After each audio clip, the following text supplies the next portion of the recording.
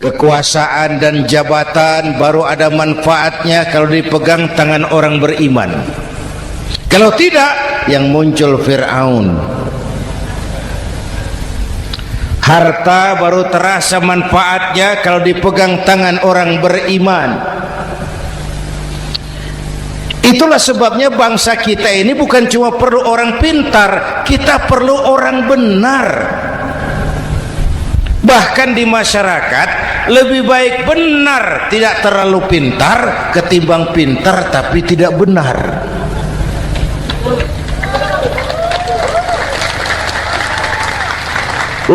Kalau sudah pintar tidak benar, rusak rakyat itu, Pak.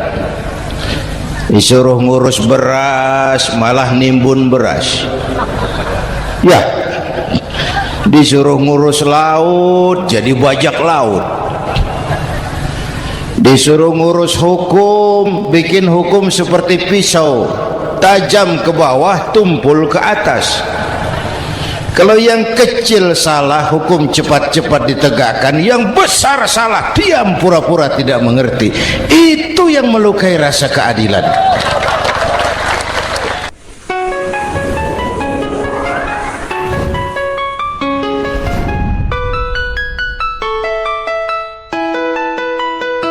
Assalamualaikum warahmatullahi wabarakatuh.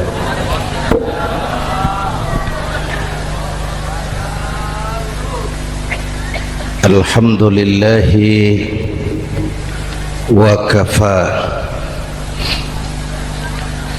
wassalatu wassalamu ala sayyidina Muhammadin al-Mustafa wa ala alihi wa ashabihi ahli sidqi wal wafa, amma ba'd. Para ulama, para habaib, para masyayikh yang saya muliakan, yang terhormat Bapak Kapolres dan Bapak Dandim, Sahibul Bait, segenap keluarga besar Pondok Pesantren Raudhatul Muta'allimin Al-Aziziyah, bapak-bapak, ibu-ibu, hadirin hadirat ma'asyiral muslimin yang saya cintai. Saya bersyukur dapat menghadiri haflah Maulidin Nabiil Karim, dan saya bangga dan terharu dengan keberadaan Pondok Pesantren Raudhatul Muta'allimin Al-Aziziyah ini. Sekarang ini banyak orang bisa memberi contoh, tapi sedikit orang bisa menjadi contoh. Memberi contoh itu mudah, tapi menjadi contoh itu yang sulit. Oleh karena itu, pada kesempatan ini kita ingin mengambil contoh bagaimana Rasul melaksanakan perjuangan. Apa modal utamanya? Saya sampaikan 3 sajalah, mudah-mudahan selesai 10 menit. Yang pertama, modal utama perjuangan baginda Rasul adalah akhlakul karimah. Memperbaiki akhlak dengan akhlak.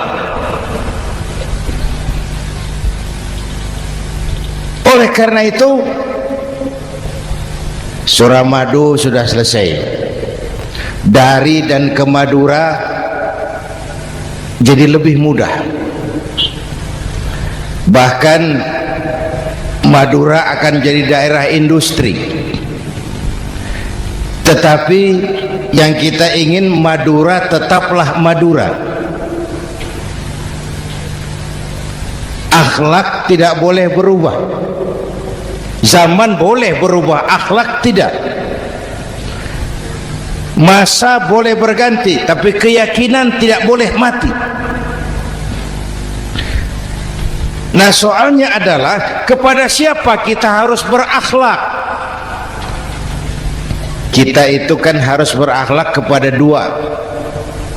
Kita harus berakhlak pertama kepada Allah. Ini yang terpenting. 13 tahun Rasul berjuang di Mekah hanya memperbaiki akhlak kepada Allah, menanamkan tauhid, meluruskan akidah, membangun keyakinan. 13 tahun di Mekah itu dengan perhitungan, kalau fondasi kuat bangunan aman, kalau fondasi melenceng bangunan bengkok, kalau fondasi rapuh bangunan runtuh. Bangunan bagaimana fondasinya, orang hidup bagaimana imannya. Kekuasaan dan jabatan baru ada manfaatnya kalau dipegang tangan orang beriman. Kalau tidak, yang muncul Fir'aun. Harta baru terasa manfaatnya kalau dipegang tangan orang beriman. Itulah sebabnya bangsa kita ini bukan cuma perlu orang pintar, kita perlu orang benar. Bahkan di masyarakat lebih baik benar tidak terlalu pintar ketimbang pintar tapi tidak benar.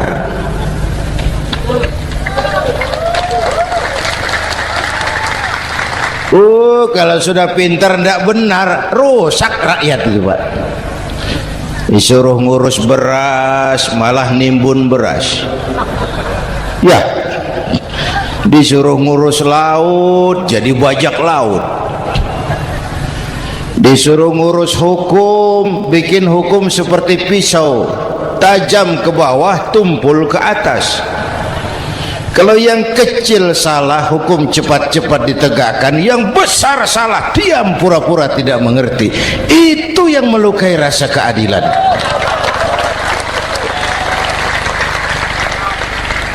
Mulai dari akhlak kepada Allah. Bagaimana cara berakhlak kepada Allah? Caranya dua. Pertama, jangan menyekutukannya dengan sesuatu pun. Yang kedua, jangan menyembah kecuali hanya kepadanya. Itu akhlak kepada Allah. Konsisten, disiplin. Saya bersaksi tiada Tuhan selain Allah, maka saya tidak akan menyembah kecuali hanya kepada Allah.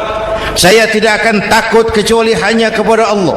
Saya tidak akan minta tolong kecuali hanya kepada Allah. Saya tidak akan melarikan persoalan kecuali hanya kepada Allah. Saya bersaksi Nabi Muhammad utusan Allah, Nabi terakhir. Tidak ada Nabi sesudah Nabi Muhammad. Harga mati, titik. Disiplin. Ada yang mengaku jadi Nabi, wajib tidak percaya. Disiplin.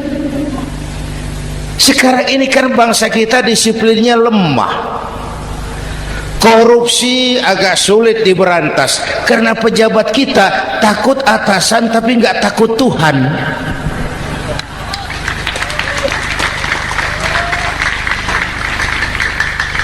Itu sama dengan anak muda naik sepeda motor ngebut, lampu merah jalan terus, di stop sama polisi. Prit, iya Pak. Minggir, siap. SIM ada Pak. SNK ada Pak. Tahu kau lampunya merah? Tahu Pak. Kenapa lewat terus? Saya nggak tahu, ada Bapak. Itu disiplin kita. Tenang benar jawabnya, kayak orang nggak salah.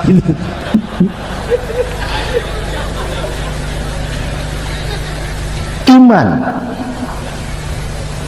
Apalagi belakangan ini saya sering bilang gini Pak, ini humor tapi agak tasawuf. Orang yang paling tenang hidupnya itu tukang parkir. Coba lihat tukang parkir, walaupun mobil banyak, mereknya bagus-bagus, tidak pernah sombong. Tenang. Nanti mobil pergi satu demi satu, habis sama sekali, dia tidak sedih. tenang. Mobil banyak ndak sombong, mobil habis ndak sedih. Apa rahasianya? Ternyata ini tasawufnya di sini. Tukang parkir tidak merasa memiliki, tapi merasa dititipi. Itu. Siapa saja yang merasa memiliki, bersiaplah kehilangan, dan itu menyakitkan. Tapi kalau merasa dititipi, jabatan, harta, anak, istri, semua titipan, hiduplah seperti tukang parkir. Pertama, titipan tidak boleh bikin kita sombong. Dititipi kok sombong, tidak pantas. Ya, Pak Zainuddin titip mobil ya, silakan. Yang punya mobil pergi, saya petatang peteteng. Tidak pantas dititipi kok sombong. Ada orang dititipi jabatan oleh Allah sombong. Dititipi sombong. Ada enggak pejabat sombong? Ada. Namanya Fir'aun. Tuh pejabat-pejabat sombong anak buah Fir'aun semua. Dititipi harta oleh Allah, jadi orang kaya sombong, sama tetangga ndak mau kenal orang lain, kecil semua, jalan ndak injak tanah, kuntilanak. Yang kedua penting, titipan harus dijaga baik-baik. Kalau tidak, yang nitip marah, yang nitip marah. Pak titip sepeda motor, silakan. Waktu diambil sepeda motor, kaca spion pecah, knalpot hilang, bemper hancur, marah ndak yang nitip? Marah. Saya kan titip, kenapa ndak dijaga baik-baik? Dititipi harta oleh Allah, jadi orang kaya supaya bangun pesantren, bela yatim, santuni yang lemah, pelitnya 17 setan. Yang nitip marah. Dititipi jabatan oleh Allah, isinya korupsi saja, yang nitip marah. Nah, saya mau kasih lihat sekarang. Allah titip Indonesia. Allah titip Indonesia. Hai rakyat, ini Indonesia, aku titip, kata Allah. Sebentar, ada meja mau naik. Silakan Mas. Iklan. Ya, terima kasih. Jangan disangka kalau disediakan air teh pidatonya jadi lama. Dekorasi ini kok. Sampai mana tadi? Hai rakyat, ini Indonesia, aku titip, kata Allah. Ini negara besar dan kaya. Titipan ini ditebus dengan keringat, air mata, darah, dan nyawa. Ini bedanya. Malaysia memang merdeka, tapi diberi Inggris. Singapura merdeka, diberi Inggris. Indonesia merdeka, keringat, air mata, darah, dan nyawa. Ini negara aku titip, kata Allah. Ini negara besar dan kaya. Buminya subur. Di atas perut buminya segala tanaman hidup. Di bawah perut buminya ada gas, minyak, batu bara. Lautnya kaya, hutannya kaya. Kekayaan negeri ini harus digunakan bagi sebesar-besar kemakmuran rakyat. Itu amanat konstitusi. Disalahgunakan, dikorupsi, yang nitip marah. Yang nitip marah. Kalau dia marah, dia suruh makhluknya yang lain negur. Siapa? Merapi, Bromo, anak Krakatau. Itu Merapi demo, Pak. Kalau kita rakyat demo, anak buahnya Pak Danres turun. Tapi kalau Merapi demo, siapa yang mau ngatasi? Mbah Marijan. Selesai. Sekarang Mbah Marijan sudah kumpul sama Mbah Surip di alam barzah, sudah ketemu dia. Kata Mbah Surip, tenang Mbah Marijan, tak gendong, aman sudah. Aman sudah. Saya mau bilang Merapi itu makhluk, Krakatau itu makhluk, Bromo itu makhluk. Tidak mungkin makhluk bergerak dengan sendirinya, pastilah ada yang menggerakkan. Maka baik-baiklah sama yang bikin angin supaya bertiupnya sesuai keperluan. Baik-baik dengan yang bikin air supaya datangnya sesuai kebutuhan. Baik-baik sama yang bikin gunung supaya meletusnya pelan-pelan.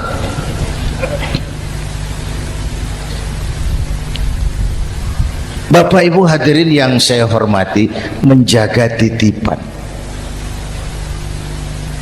Jangan menyembah kecuali hanya kepadanya. Jangan menyekutukannya dengan sesuatu pun. Ayo, saya ngobrol kita. Bapak Ibu hadirin yang hadir di sini ini, kita ini semua hamba Allah apa bukan? Hamba Allah. Kata siapa? Kata kita. Kalau kata kita namanya ngaku. Ngaku itu boleh dan murah. Apa diakui? Kita belum tahu. Ya, kan baru kata kita itu. Dan tidak otomatis kalau kita bilang saya ini hambamu ya Allah, lalu Allah jawab iya ya. Tidak, wong itu kan kata kita.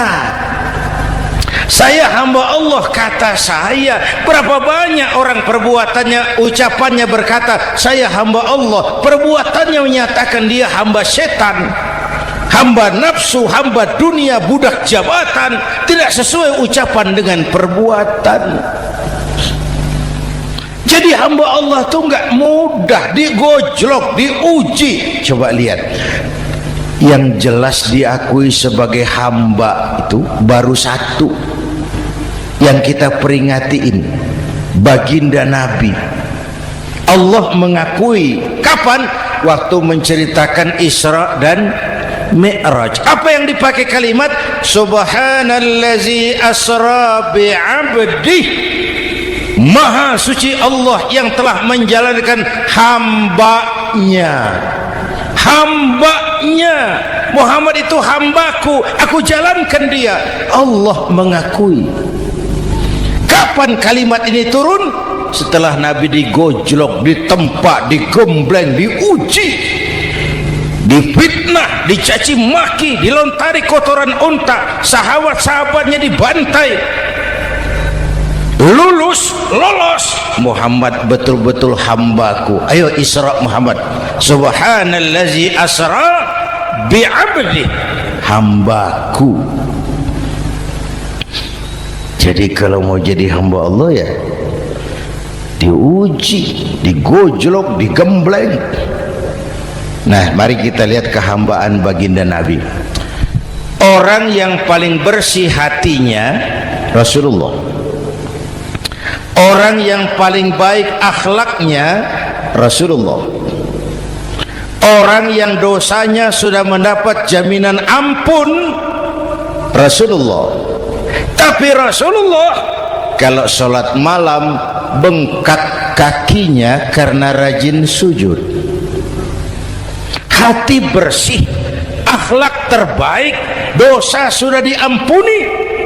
Tapi kalau sholat malam kakinya bengkak karena rajin sujud. Saya tahu di sini juga banyak yang kakinya bengkak.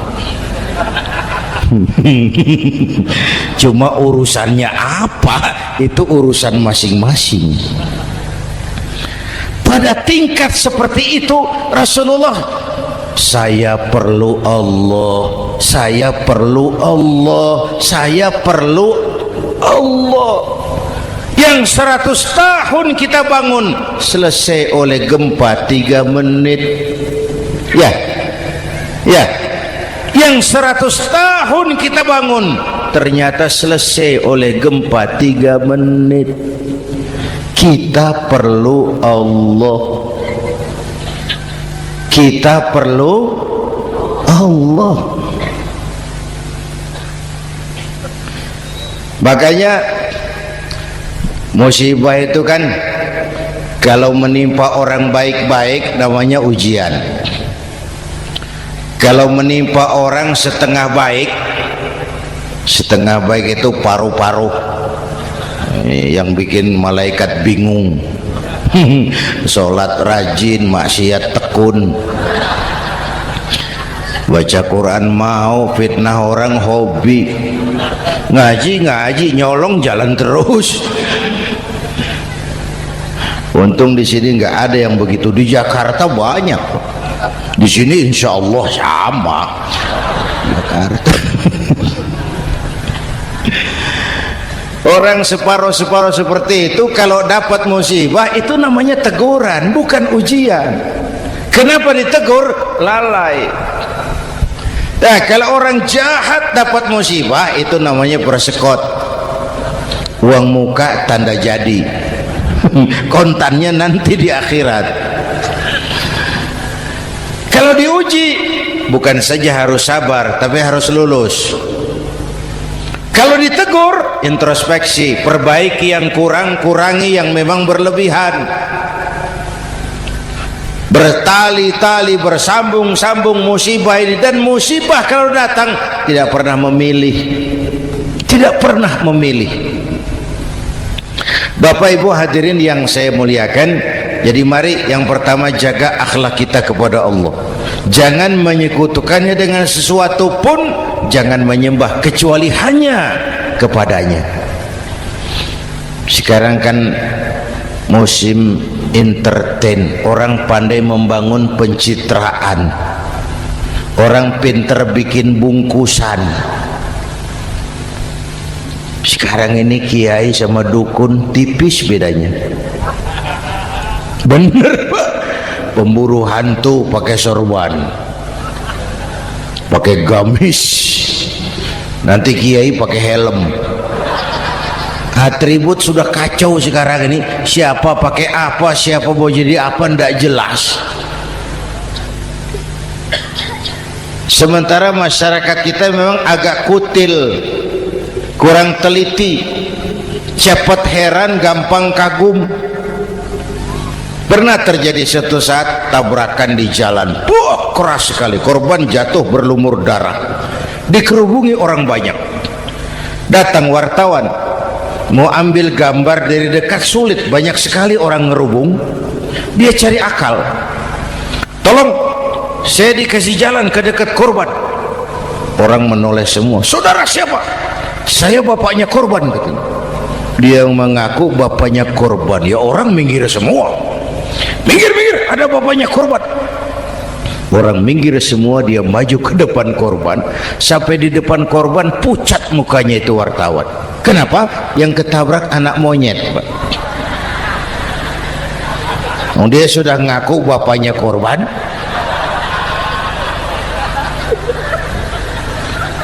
Ini cerita pendek tapi pesannya dalam. Kalau belum kenal benar jangan cepat-cepat ngakui. Ya, rakyat harus cerdas sekarang ini. Emas pasti kuning, benar itu? Apa semua yang kuning pasti emas? udah cerdas lah itu, Hati-hati, ini zaman pencitraan. Orang pandai bikin bungkusan. Oleh karena itu kita juga harus punya filter supaya tidak hanyut oleh kedangkalan-kedangkalan pencitraan itu. Satu itu akhlak kepada Allah. Yang kedua, kepada siapa kita berakhlak? Kepada sesama manusia. Kepada sesama manusia itu siapa? Pertama, sesama muslim. Malam ini saya hadir di sini, saya tidak merasa tamu. Saya hanya keluarga di tengah keluarganya. Bahwa saya lahir di Jakarta itu sih kebetulan, saya nggak pesan. Yang kita tidak pesan jangan diributkan, oh kita nggak pesan. Warna kulit seperti ini kita nggak pesan, dari suku apa lahir kita nggak pesan, potongan seperti ini kita nggak pesan. Islam membebaskan manusia dari ras diskriminasi. Pada waktu yang bersamaan Islam mengangkat harkat derajat martabat kaum wanita. Ini kasihan dari tadi nggak diajak ngomong nih. Pada waktu yang bersamaan Islam mengangkat harkat derajat martabat kaum wanita.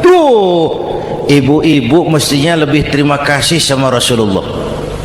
Sebelum Rasulullah datang, nasib perempuan menyedihkan, dilecehkan, harganya murah. Sebelum Rasulullah datang, murah. Sebelum Rasulullah datang, murah. Coba lihat wanita sebelum Islam, sedih, dilahirkan hanya untuk melahirkan, alat pemuas nafsu. Kalaupun berperan, peranannya cuma segitiga, dapur sumur kasur, kasur sumur dapur, putar-putar di situ saja. Nggak usah di Arab, dunia. Di Jawa, raja-raja Jawa sebelum kenal Islam seenaknya ngumpuli perempuan kan, selirnya yang 30, 50. Sultan-sultan di Turki piara harem ratusan orang perempuan. Kaisar terakhir dinasti Ming Cina bangun istana 1000 kamar, istrinya 1000. Innalillahi wa inna. Itu saya cuma pikir, raja kalau istrinya 1000, kapan pakai kolor itu raja dia?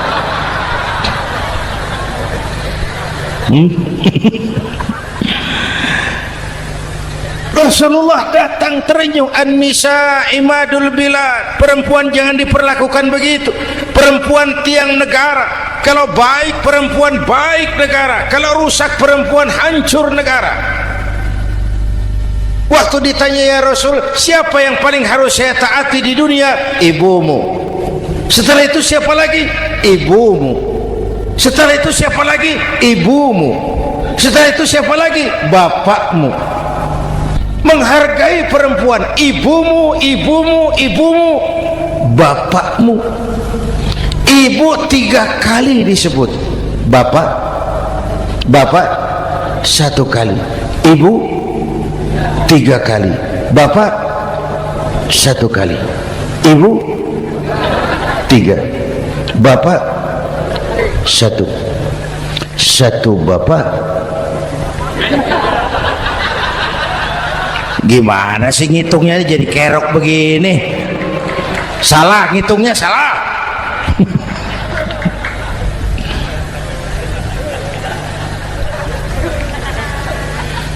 Lalu dicairkan kehidupan kemasyarakatan di masjid. Masya Allah, masjid itu pendidikan demokrasi betul. Pertama, siapapun masuk masjid copot sandal, buka sepatu. Benar itu? Ini masyarakat yang mau kita bangun. Tidak ada warga negara kelas 1, semua sama. Lurah masuk masjid buka sepatu, rah. Camat masuk masjid buka sepatu, mat. Gubernur masuk masjid buka sepatu, Nur. Nikmatnya masyarakat masjid, nikmatnya masyarakat masjid. Coba binatang saja harganya tidak sama toh. Sapi yang mahal, yang gemuk, betul, karena harga sapi pada dagingnya. Makin gemuk sapi makin mahal harganya. Tapi ada burung perkutut lebih mahal dari sapi, padahal dagingnya sedikit, betul. Kenapa harganya lebih mahal dari sapi? Harga perkutut suaranya. Di mana harga manusia? yang paling gemuk silahkan bersaing dengan sapi. maaf maaf maaf maaf. Inna akramakum indallah atqakum. Masyarakat masjid sudah coba sandal, buka sepatu, sudah masuk ke dalam sholat berjamaah. Kalau sudah ke dalam sholat berjamaah, tidak pernah kita usil dari mana orang datang, yang penting kemana dia menghadap. Itu masyarakat masjid. Dari mana kamu? Dari kidul Pak, madhab ngulon. Kamu dari mana? Dari lor Pak, madhab ngulon. Kamu dari mana? Dari kulon, madhab ngulon juga. Ini kan konsep bineka tunggal ika. Dari manapun orang datang, apapun warna kulitnya, dari suku apapun ia dilahirkan, kalau akidahnya sama, itu saudara kita. Lalu sholat berjamaah. Apa itu? Hidup bermasyarakat, berbangsa dan bernegara. Harus ada imam, harus ada makmum.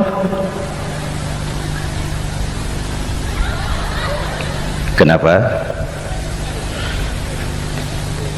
Ini saya harus agak hati-hati ya, pakai sarung angin ini.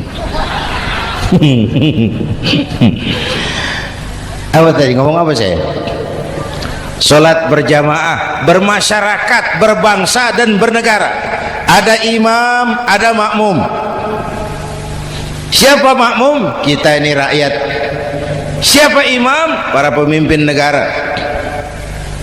Apa bedanya? Imam harus dipilih, makmum nggak usah. Coba baca kitab fikih yang setebal apapun, nggak ada bab pemilihan makmum. Nggak usah, makmum nggak usah dipilih. Orang buta boleh jadi makmum, orang bisu boleh jadi makmum, tukang mabuk boleh jadi makmum, tapi tidak tiap orang boleh jadi imam. Imam harus dipilih. Siapa yang jadi imam? Pertama, a'lamuhum, orang yang paling alim di kampungmu angkat jadi imam. Yang paling alim, bukan yang paling tua. Yang paling alim, tahu urusan, punya konsep, punya visi dan misi, mengerti negara ini mesti dibawa kemana, jalan keluarnya apa, angkat jadi imam. Pak, ada dua orang Pak, alimnya sama, yang mana yang dipilih? Kalau ada dua orang alimnya sama, kata Nabi, afsahuhum, yang lebih fasih lidahnya. Apa artinya fasih? Nyambung sama rakyat, tahu apa yang dimaui rakyat, nyambung. Tidak sah orang fasih bermakmum kepada imam cedal.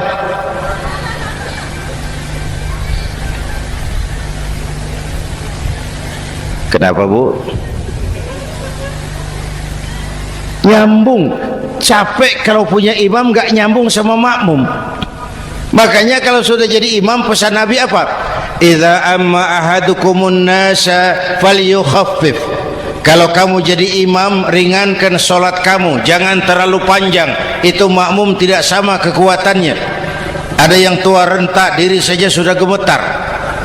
Ada makmum yang punya darah tinggi, kalau sujud lama kepalanya sakit.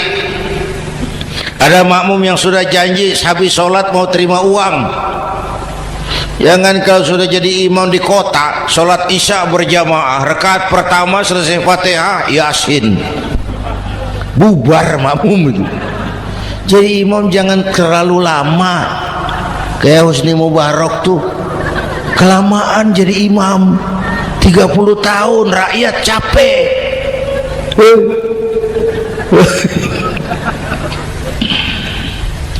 Bapak Ibu hadirin yang saya hormati, nah masyarakat Islam ini loyal, taat, setia. Kapan? Kalau imamnya benar. Imam takbir, makmum takbir, imam ruku', makmum ruku', imam i'tidal, makmum i'tidal, imam sujud, makmum sujud. Tapi masyarakat Islam tidak buta. Imam keliru, makmum wajib menegur. Ya, bagaimana negurnya? Mestinya ruku', imam sujud. Wah, keliru ini. subhanallah, kan gitu. Itu aturan main. Tidak boleh imam keliru, makmum emosi, main pegang mam, hoi salah, hoi, kacau sholat.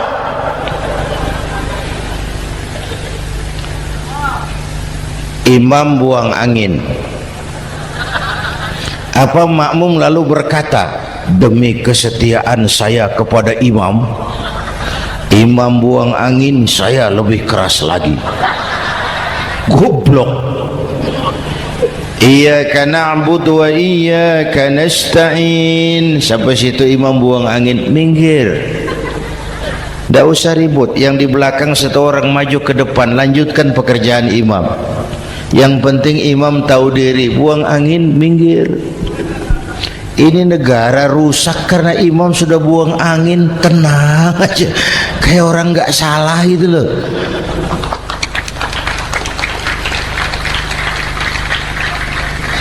Selesai sholat dikasih tahu, imam tadi buang angin ya sedikit. Apa kalau nggak sedikit lalu nggak rusak sholat itu? Nah, dalam berjaga akhlak kepada sesama, ayo kita jaga kesatuan, persatuan, kerukunan, kekompakan. Ini pesantren Raudhatul Muta'allimin Al-Aziziyah, ini aset kita. Keberadaannya, pengembangannya, kelangsungannya bukan sekedar tanggung jawab pengurusnya, tanggung jawab kita sesuai dengan bidang dan kemampuan masing-masing. Yang punya jabatan bantu dengan wewenangnya, yang punya harta bantu dengan uangnya, yang punya tenaga bantu dengan tenaganya, yang bisa doa bantu dengan doanya, yang tidak bisa apa-apa bantu dengan diam. Diam saja lumayan loh itu membantu. Bapak Ibu hadirin yang saya hormati, saya ingat almarhum Panglima Besar Sudirman pernah bilang, kamu itu kalau mau menang harus kuat, kalau mau kuat harus bersatu, kalau mau bersatu hidupkan semangat silaturahmi.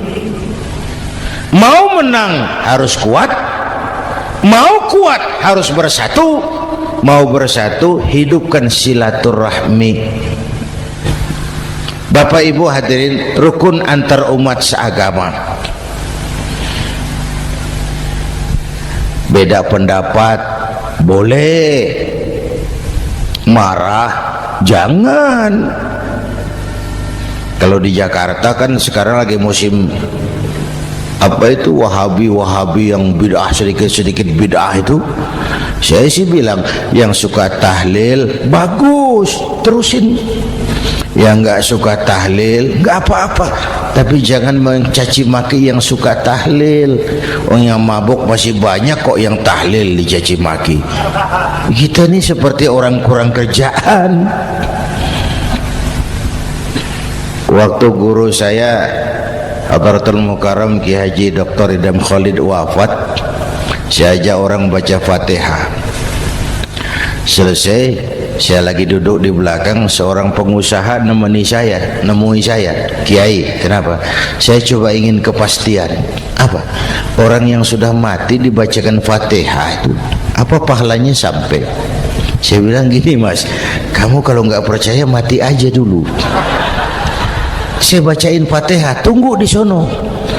Kalau nggak nyampe balik lagi nggak apa-apa.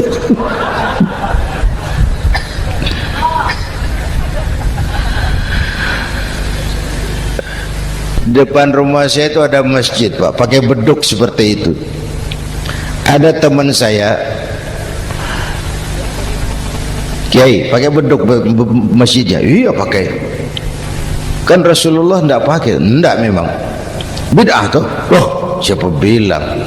Beduk itu bukan agama, itu budaya, tanda masuk waktu. Bukan manggil orang sholat. Manggil orang sholat pakai azan. Tanda masuk waktu, itu hebatnya Wali Songo, pakai beduk. Kalau nggak mau pakai beduk boleh, teriak-teriak juga boleh.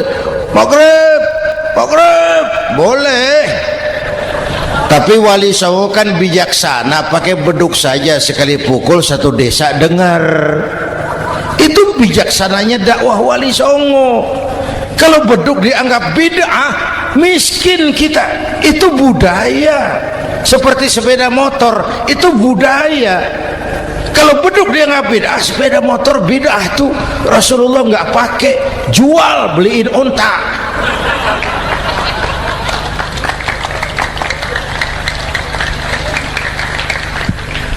Ayo cari persamaan, jangan memperbesar perbedaan. Hormati pendapat orang kalau pendapat kita juga ingin dihormati. Kasus Ahmadiyah meledak lagi di Cikesik, Banten. Lalu pendekar-pendekar HAM menganggap itu tirani, mengganggu kebebasan beragama. Dia lupa bahwa Ahmadiyah masalahnya bukan kebebasan beragama, tapi penodaan terhadap agama. Kalau kebebasan beragama sih umat Islam welcome. Orang mau Hindu, mau Buddha, mau Kristen bebas memilih agamanya masing-masing. Tapi ini kan Ahmadiyah lain, ngakunya Islam tapi ada nabi lagi sesudah Nabi Muhammad, namanya Mirza Ghulam Ahmad, asal dari India. Saudara hadirin yang saya hormati, ini yang prinsip penodaan terhadap agama. Kalau nggak ngaku Islam nggak masalah. Supaya mau aman caranya cuma dua: Ahmadiyah jadi agama sendiri, karena Malaysia sudah melarang, Brunei sudah, Rabitoh Alam Islami menyatakan aliran sesat, Saudi Arabia melarang pengikut Ahmadiyah pergi bikin haji, dia dianggap non muslim. Cuma memang pemerintah kita nggak tegas. Kalau dari dulu dinyatakan dilarang, nggak akan ada lagi kasus-kasus seperti itu.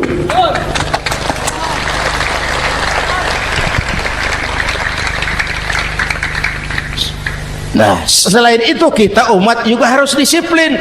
Coba sudah berapa banyak nabi bermunculan di Indonesia. Dan Indonesia ini saya heran, Indonesia ini pasar bagus, Pak. Kalau ada nabi, ada aja pengikutnya, saya heran tuh. Indonesia ini pasar bagus. Ada Ahmad Musaddiq Al-Qiyadah, jadi nabi. Konsultan bulu tangkis jadi nabi. Dapat wahyunya di Bogor. Ditangkap polisi 4 tahun. Muncul lagi di Bandung, namanya Sayuti, tukang cukur, ngaku dapat wahyu jadi nabi, ditangkap polisi lagi 2 tahun. Di Malang Ustadz Roy, ya sebenarnya petinju, dia masuk Islam, mu'alaf, belajar Islam tidak pakai guru, diutak-atik ayat Quran. Sholat kita harus mengerti artinya, maka sholat boleh pakai bahasa masing-masing. Ramai masjid. 2 tahun penjara. Di Jakarta muncul lagi Lia Edan, ngaku Jibril, ditangkap juga oleh polisi. Kita salut sama polisi kita lah, bukan cuma teroris, Jibril ditangkap Pak Kapolres. Saya bilang sama teman-teman polisi, untung dia ngaku Jibril, Pak. Coba kalau dia ngaku Israel, lebih gawat itu.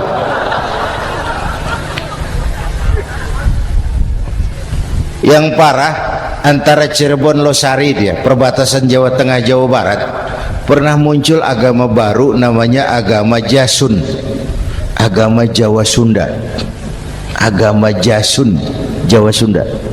Yang jadi nabi Tugimin. La haula wala quwata. Saya bilang ini jangan jadi nabi, jadi kiai juga nggak angker ini. Al Mukarram Bapak Kiai Tugimin. Nggak enak itu. Yang lebih nggak enak selawatannya loh itu. Kalau kita kan tadi nikmat tuh, ya Habibi ya Muhammad, nikmat rasanya itu. Coba ganti sama yang tadi, wah enggak, ya Habibi ya Tugimin, nggak enak itu, Pak. Jadi umat Islam itu sangat menghormati orang lain agama. Soal agama orang lain, lakum dinukum, awas hati-hati kalimatnya. kita menghormati orang lain agama. Soal agama orang lain, lakum dinukum, kita memang yakin cuma Islam agama yang benar, tapi bukan berarti kita boleh menghina agama orang lain. Kenapa? Kalau agama kita yang dihina, kita kan sakit hati. Orang lain sama dong. Itu sebabnya Allah berpesan, jangan kau caci maki Tuhan mereka, karena mereka akan balas mencaci maki Tuhanmu. Dan itu artinya mencaci maki aku, kata Allah. Jelas ini? Jelas? Justru karena umat Islam mayoritas di Indonesia, maka kerukunan antar umat beragama terjaga dengan baik. Kalau umat Islam mau main kasar, mau main kayu, mau main keras, umat Islam ini 85%, yang lain pasti selesai. Saya jamin selesai. Tapi kan tidak. Kita sadar betul ini negara Pancasila. Kita sadar betul bahwa kita harus menghargai orang lain agama, menjaga kerukunan, rukun antar umat beragama. Yang ketiga, rukun antar umat beragama dengan pemerintah.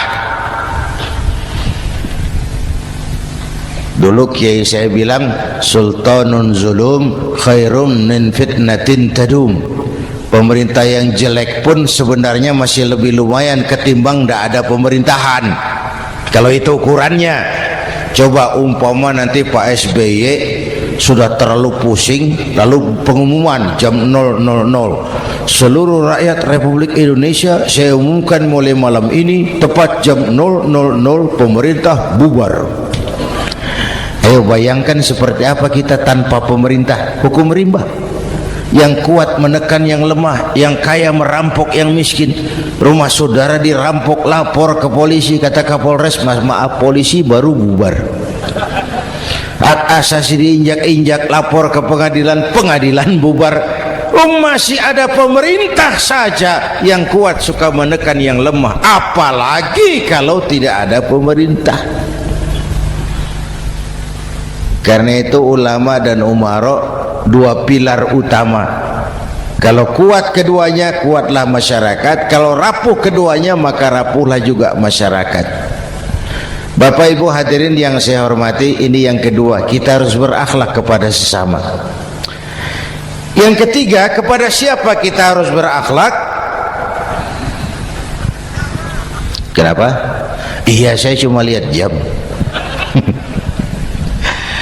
Yang ketiga, kepada siapa kita harus berakhlak? Kita ini harus berakhlak kepada makhluk Allah yang lain di luar manusia. Kepada air kita harus berakhlak loh Pak. Saya dulu remaja ngaji fikih, kiai ngajar makruh buang air kecil di tanah yang berlubang. Saya protes, kenapa makruh kiai? Pertama, untuk kesehatan. Siapa tahu di lubang yang kau kencingi ada gas beracun. Kalau tidak kiai, kalau tidak maka artinya kau harus melindungi binatang yang ada di dalam lubang. Siapa tahu di lubang yang kamu kencingi ada semut sedang rapat membahas masalah Mesir. Apa dosanya lalu mati dikencingi? Ini namanya rahmatan li semut. Bapak Ibu hadirin yang saya hormati, ada hadis sederhana, fa iza zabahtum fa ahsinu zibhata. Kalau kamu menyembelih hewan, sembelihlah dengan cara yang terbaik. Jangan nyembelih ayam pakai pisau tumpul, itu namanya tidak berperi kebinatangan.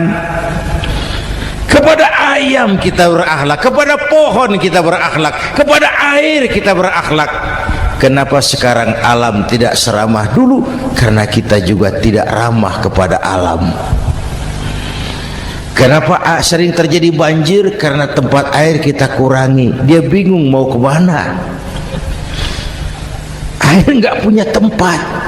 akhirnya masuk ke rumah kita juga, masuk dalam zoharul fasadu wal bil barri wal bahri bima kasabat aydin nas, karena kita tidak berakhlak kepada lingkungan. Bapak Ibu hadirin yang saya hormati, jadi itu yang pertama, modal utama perjuangannya akhlakul karimah. Mau sukses, utamakan akhlak. Industrialisasi boleh terjadi di Madura, jalan berhotmik licin, oke, listrik masuk desa, alhamdulillah, tapi akhlak jangan berubah, akidah jangan goyah.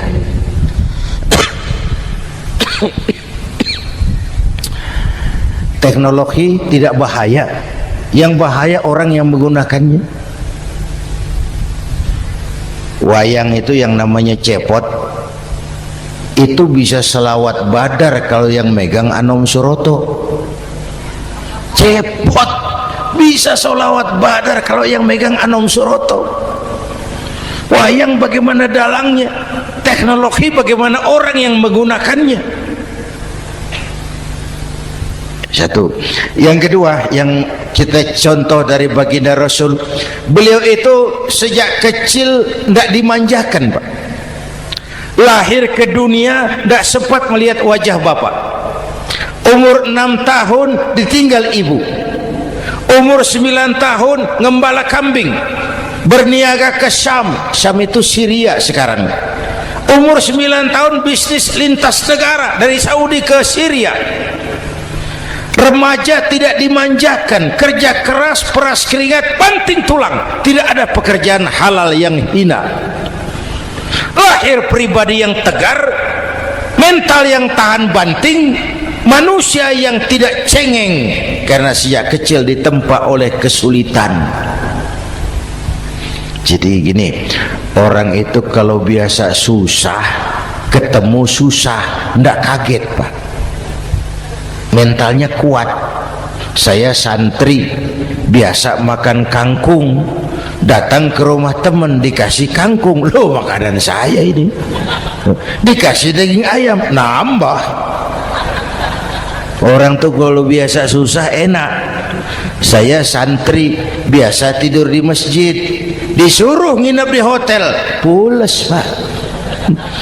Tapi yang biasa tidur di hotel suruh nginep di masjid, encok. Hidup ini perjuangan, mau sukses harus berani susah. Jangan seperti dulu di cerita santri, ada santri beternak lebah, ambil madunya itu. Satu hari dia mau periksa sarang lebah, naik ke pohon pakai tangga, pakai sarung biasanya santri. Dia lupa ada pakai celana dalam, naik pohon periksa, entah bagaimana terpegang sarang lebah itu, berhamburan lebahnya keluar, salah satu masuk ke sarungnya, tergigitlah Al-Mukarramnya itu. Dia menjerit, aduh, jatuh, berguling ke bawah. Sudah lama jatuh, dia buka sarungnya, dia lihat bengkak. Karena bengkak kan jadi besar, senang juga dia. Dia berdoa, ya Allah, hilangkan sakitnya, biarlah bengkaknya. Ini kan, ini doa orang nggak konsekuen. Bengkak dan sakit itu paket. Mau bengkak ya harus berani sakit. Masa sakitnya bengkaknya mau, sakitnya nggak mau. Itu satu itu. Yang kedua, kita ini sering kalau punya cita-cita sering seperti rapat tikus. Satu hari sekelompok tikus rapat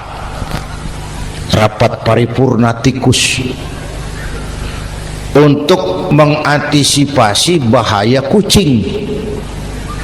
Bagaimana supaya kucing itu jangan lagi mengganggu kita? Akhirnya ada yang mengusulkan begini, bagaimana kalau di leher kucing kita gantungkan lonceng, supaya kalau dia datang dari jauh suaranya sudah kedengaran dan kita bisa lari menyelamatkan diri. Wah, cerdas dia. Setuju. Setuju semua. Setuju, setuju, setuju. Bagus. Nah, oke. Waktu pembicaraan dilanjutkan, tikus mana yang mau menggantungkan lonceng ke leher kucing? Rapat bubar. Setuju, akur. Iya, iya. Waktu kerja selesai. Bapak Ibu hadirin yang saya hormati, terutama anak-anak saya, para santri, remaja, pemuda. Hidup ini persaingan.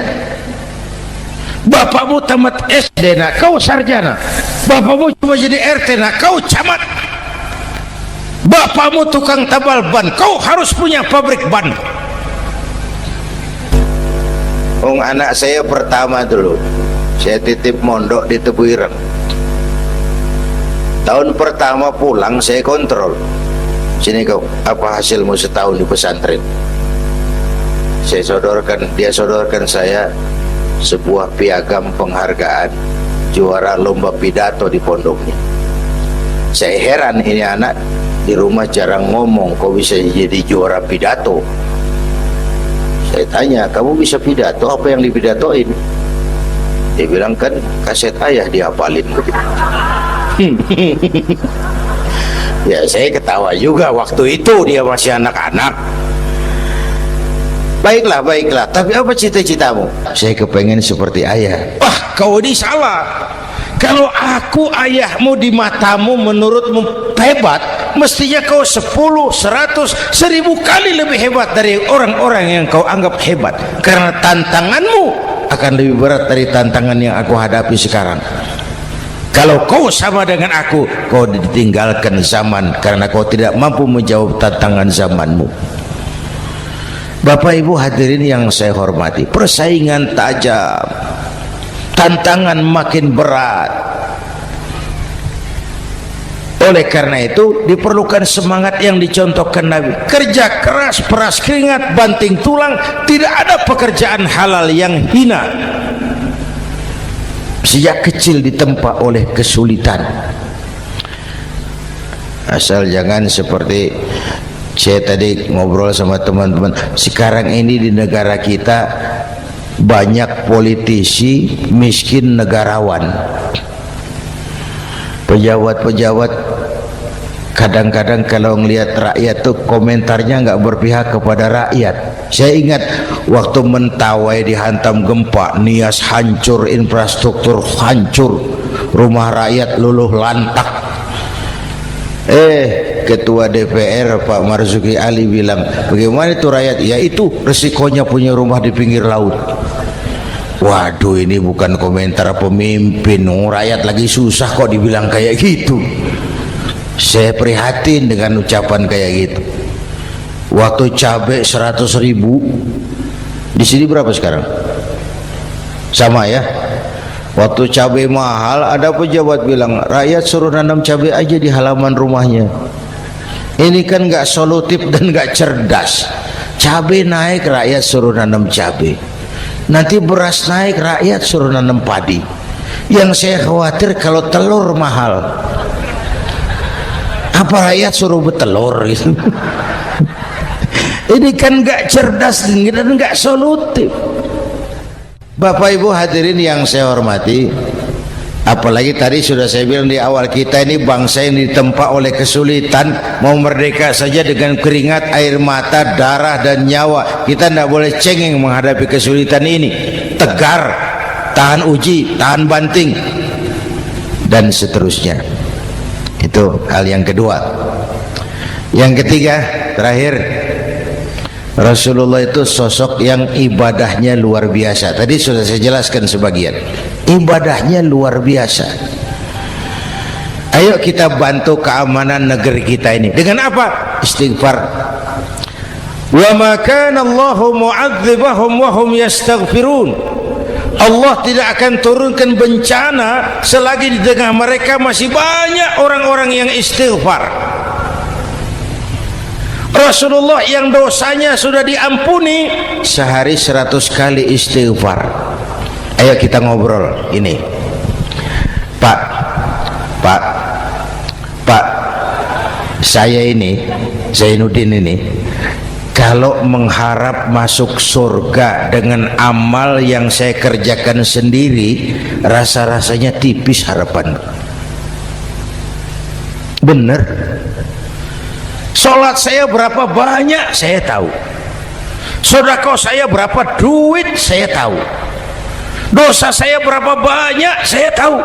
Lalu saya baca sejarah, Nabi Adam dosanya 1, makan buah khuldi, dikeluarkan dari surga. Nabi Adam dosanya 1, dikeluarin. Kita dosanya banyak, kepengen masuk. Ini nggak nyambung ini. Nabi Adam dosanya 1, dikeluarin dari surga. Kita dosanya banyak, kepengen masuk. Nggak nyambung. Apa yang bikin saya besar hati? Apa yang bikin saya optimis? Ada 2, Pak. Pertama yang disebut rahmat Allah, yang kedua disebut syafaat Rasulullah. 2 itu, Pak. Oh, kalau kita ini insya Allah nanti sampai ke surga, amin, amin. Kalau kita ini sampai ke surga, Pak, saya jamin itu bukan karena amal kita, itu karena rahmatnya Allah. Ndaklah seberapa banyak sih amalan kita mau menggapai surga. Kalau bukan karena rahmatnya Allah, sulit sampai ke sana. Hei manusia, dosamu besar, tapi lihat rahmatku lebih besar. Hei manusia, salahmu banyak, tapi ampunanku lebih banyak. Kau nangis di hadapanku, aku senyum melihatmu. Kau berjalan menujuku, aku berlari menyambutmu. Istighfarnya sehari 100. Lalu ada hadis qudsi, inni la ahammu bi'adzabi ibadi. Kadang-kadang aku pengen turunkan azab bencana kepada manusia, tapi ketika aku melihat 3 perkara, murkaku surut, bencana aku tarik kembali. Coba perhatikan hadis qudsi ini. Allah mau marah ndak jadi, bencana ditarik, musibah diangkat. Kenapa? Ada yang meredam murka Allah. Allah enggak jadi marah. Siapa? Pertama, suyukhan rukka. Aku lihat orang-orang tua tengah malam sujud sambil berlinang air mata, nangis di hadapan Allah. Itu kita hutang jasa loh, Pak, sama orang-orang yang tengah malam sujud nangis di hadapan Allah. Lihat yang begitu Allah tidak jadi marah tuh. Saya tahu ini bapak-bapak ini, ibu-ibu kan suaminya sering bangun tengah malam ya, Bu. Kencing. Bikin bingung malaikat. Sudah mau ditulis tahajud, kencing doang. Kata malaikat, sialan, hampir salah tulis.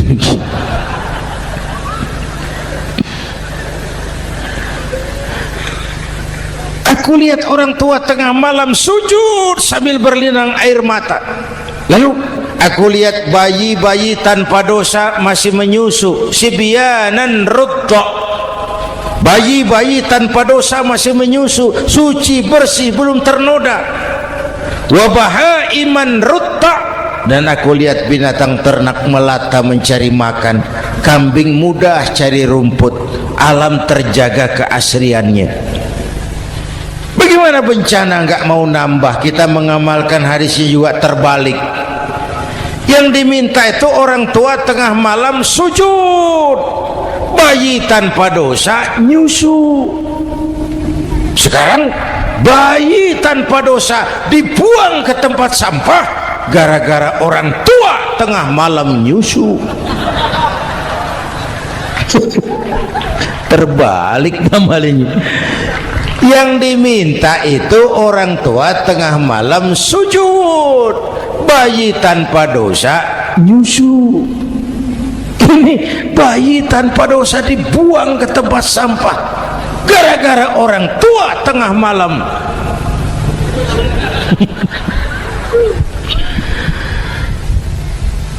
Bapak Ibu hadirin yang saya hormati, rahmat Allah kita perlu. Yang kedua, syafaat Rasulullah. Mari saya cerita syafaat sedikit.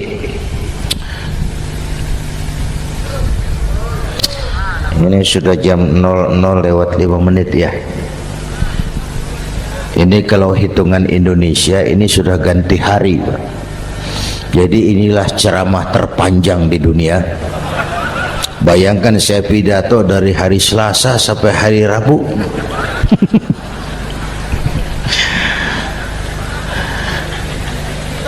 Syafaat. Agak saya singkat ceritanya. Nanti itu Pak, setelah alam ini hancur sehancur-hancurnya, bumi gempa, gunung meletus, air laut tumpah ke darat, halilintar menyambar, planet-planet bertabrakan, semua yang hidup mati bareng tanpa persiapan, termasuk malaikat. Malaikat mati, yang tinggal cuma Allah sendirian. Yang lain hancur semua, tinggal Allah sendirian. Allah patroli berseru-seru, limanil mulkul yaum, ahai siapa penguasa hari ini? Mana Fir'aun yang ngaku Tuhan? Nongol kalau memang Tuhan. Mana Abrahat, mana Namrus, mana itu Benito Mussolini, mana itu Adolf Hitler, mana itu Hosni Mubarak? Penguasa-penguasa yang ngaku berkuasa, nol kalau memang penguasa. Gak ada yang jawab Pak, semua sudah rebah. Allah lalu berkata, la ilaha illa ana. Ternyata tidak ada Tuhan lain selain aku. Allah sombong waktu itu. Kalau Allah sombong itu pantas. Hadis qudsi mengajarkan al-kibriya'u libasi. Sombong itu pakaianku, kata Allah. Cuma aku yang pantas pakai. Kamu manusia nggak pantas pakai pakaianku. Kebesaran. Pakaian Allah mau dipakai. Sombong itu pakaian Allah, cuma Allah yang pantas pakai.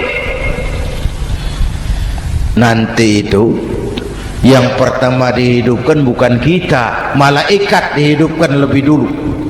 Tiupan pertama, malaikat hidup semua. Diatur panitia akhirat. Yang nyambut tamu siapa, yang pimpin marawis siapa. Malik siap, sediakan neraka.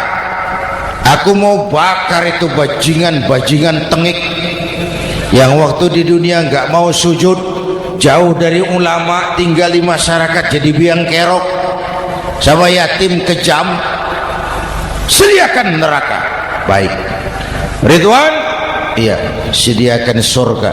Aku mau balas hamba-hambaku yang waktu di dunia rajin sujud, dekat dan cinta kepada ulama, santun kepada yatim, suka menolong orang yang memerlukan pertolongan. Baik Jibril, Mikail, iya, ke surga.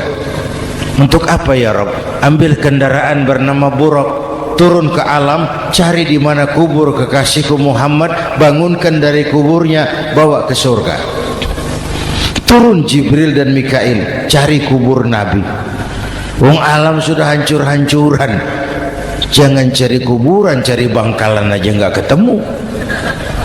Bingung dua-dua. Jibril sebelah mana kubur Nabi? Nggak tahu Mikail. Lalu dua-duanya sujud mohon pertolongan Allah. Dengan izin Allah terbuka kubur Nabi. Allahumma sholli alaihi wa ala alihi. Bangun dari tidur seperti orang bangun dari kubur, seperti orang bangun tidur. Nabi mengusap mata, menoleh ke kanan Jibril, menoleh ke kiri Mikail. Lalu tanya, ayu yaumin hadza ya Jibril, ini hari apa Jibril, ini hari apa? Hadza ma wa'ada ar-Rahman, ini hari yang dijanjikan Allah Muhammad, ini kiamat. Kiamat Jibril, kiamat. Jibril, kalau memang ini hari kiamat, aina ummati, umat saya mana Jibril, umat saya mana? Allah karim, belum pernah saya lihat di dunia ada satu pemimpin yang begini besar cintanya kepada umatnya seperti baginda Rasul. Dari dunia sampai akhirat beliau cinta kita, dari dunia sampai akhirat beliau bela kita. Bangun dari kubur, tahu hari sudah kiamat, yang pertama ditanya, aina ummati, umat saya mana Jibril? Kita yang ditanya. Kalau saya yang pertama dibangkitkan dari kubur, lain pertanyaannya. Ini hari apa Jibril? Kiamat Zainuddin. Oh, bini saya mana Jibril?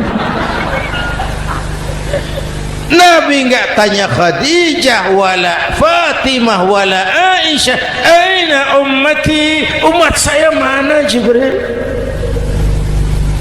Umatmu? Iya, kau manusia pertama yang dibangunkan dari kubur, yang lain masih dikubur. Oh, lalu kita ke surga Muhammad, perintah Allah, perintah Allah. Sampai di surga seperti orang tidak betah Nabi itu, resah, gelisah, mondar mandir, mukanya murung. Yang punya surga kan negur, Muhammad, labbaik ya Rabb. Tidak enak di surga ya? Enak. Kok kamu seperti orang nggak kerasan gitu, resah, gelisah? Kenapa? Saya teringat umat saya ya Allah, umat saya bagaimana nasibnya. Iya, saya sudah enak di DPR. Salah, saya sudah enak di surga, gaji cukup, kursi empuk, dapat mobil dinas. Nggak, umat saya yang waktu kampanye kepanasan itu gimana nasibnya itu?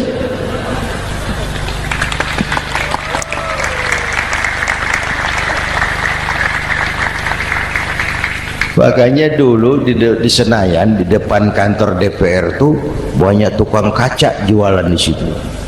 Saya bilang itu tukang kaca pintar dagangnya di situ.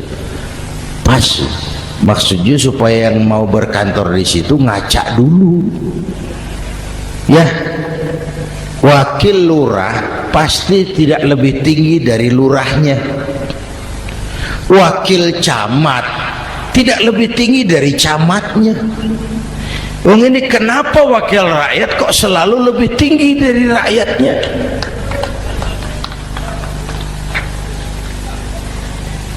Kan yang memberikan mandat kita rakyat. Kemerdekaan bertujuan mengantarkan rakyat ke gerbang kesejahteraan. Lalu rakyat mempercayai tugas itu kepada pemerintah dan wakilnya di DPR. Saya percayakan kamu mengantarkan rakyat ke gerbang kesejahteraan. Itu amanat Undang-Undang Dasar. Biasanya yang diantarkan sampainya lebih dulu, biasanya yang diantar sampai lebih dulu, yang mengantar nyusul, namanya ngantar belakangan. Ini lebih cepat wakil rakyatnya makmur daripada rakyatnya. Yang mau ngantar makmurnya lebih dulu dari yang mau diantar. Yang diantar kelelerahan di jalanan, yang mengantar udah sampai. Jadi bagaimana Muhammad? Saya minta izin mau keluar, tengok saya punya umat. Oke, saya potong ceritanya. Saat manusia dibangkitkan dari kuburnya masing-masing, Masya Allah, Masya Allah, saya nggak sanggup bayangkan. Jumlah manusia yang hidup di muka bumi sekarang kan 6 miliar. Cina berdua, India 2,5 miliar. Cina 1,5 miliar, India 1 miliar rakyatnya. Berdua sudah 2,5 miliar. Itu kalau kencing bareng banjir besar. Bayangkan manusia dari awal sampai akhir berapa puluh miliar kumpul di padang mahsyar. Subhanallah. Sibuk, panik, bingung mau disidang di hadapan Allah. Sebagian kumpul di pojokan berunding. Kita mau disidang. Terus ayolah kita cari bantuan. Kemana? Adnan Buyung. Begini. Kita ini kan anak cucu Nabi Adam. Pantas dong kita minta tolong sama beliau. Yuk, setuju. Berangkat cari Nabi Adam. Ya Adam, anta abal bashar. Adam, tuan datuknya manusia. Kami cucu kamu, anak turunan kamu mau disidang. Tolong kami Adam, tolong. Kata Nabi Adam, Quraisy mas. Rombongan Jawa aku naik mumet lagi sama Nabi Nuh saja. Nuh bilang tidak bisa, saya juga punya masalah, pernah minta obat ditenggelamkan. Ibrahim barangkali. Semua Nabi hand up, angkat tangan. Dikala itu yauma la yanfa'u malun wala banun, di mana harta tidak ada lagi artinya, anak-anak tak jadi beban, tiap orang sibuk dengan urusannya sendiri-sendiri. Saat itu ada satu pemimpin, Allahumma salli alaihi wa ala alihi, diizinkan Allah.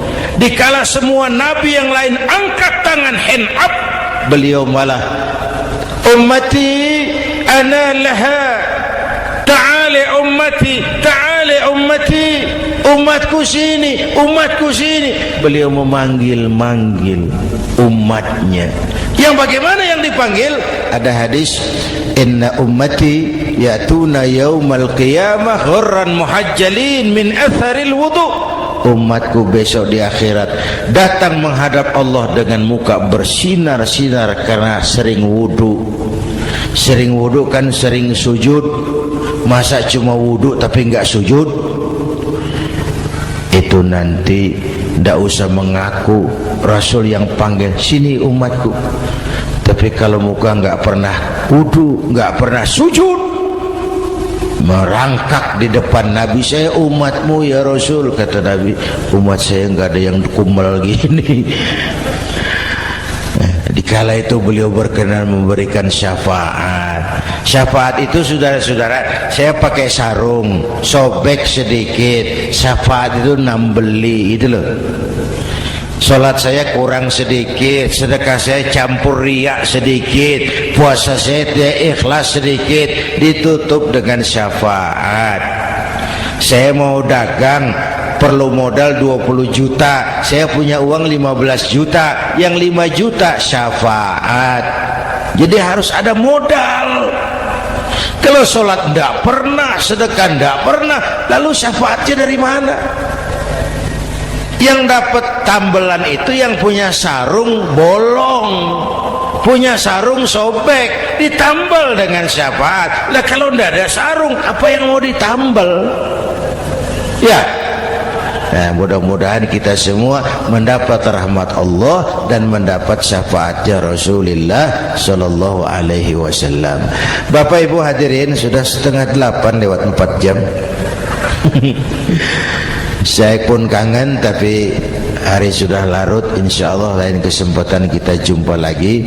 Terima kasih kepada Al-Mukarramun, para ulama, para habaib, pengasuh pesantren Raudhatul Muta'allimin Al-Aziziyah, dan semua yang hadir.